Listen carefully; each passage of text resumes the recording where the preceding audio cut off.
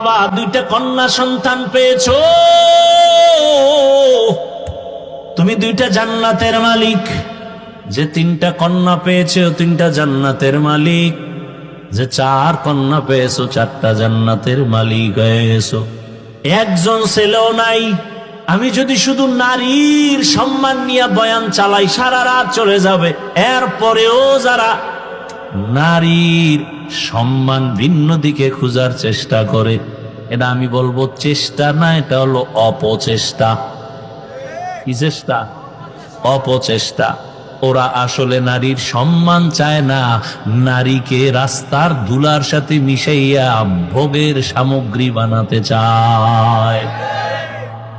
ওরা নারীর সম্মান নষ্ট করার জন্য পাগল হয়ে গেছে।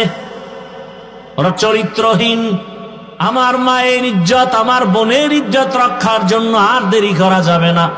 এত লাশ, এত লাশ, এত লাশ, এত রক্ত, এত কষ্ট, এত ত্যাগের পরও এই জমিনের মধ্যে যদি এখনো নাপাকের গন্ধ আসে, কাফনের কাপড় রেডি হইয়া হাতে নাও, এখন আর ঘরে বসে থাকার সময় নয়।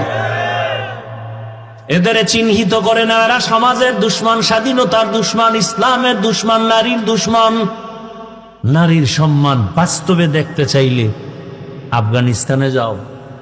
একটা কন্যা পৃথিবীতে আসা মানে ওর ভাগ্য, ওর কপাল। ওই কন্যাটা পৃথিবীতে আসেই কপাল নিয়া। একটা কন্যা পৃথিবীতে আসা মানেই তার কপাল খোলা। ও যার ঘরে আসে তার কপাল খুলে যায়।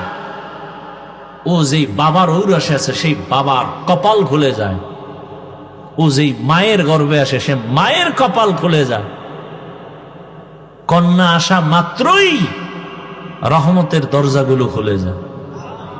এই জন্য না প্রবাদ আছে না, প্রবাদ, সংসার ধন্য হয় রমণীর গুণে, সংসার ধ্বংস হয় নারীর কারণে।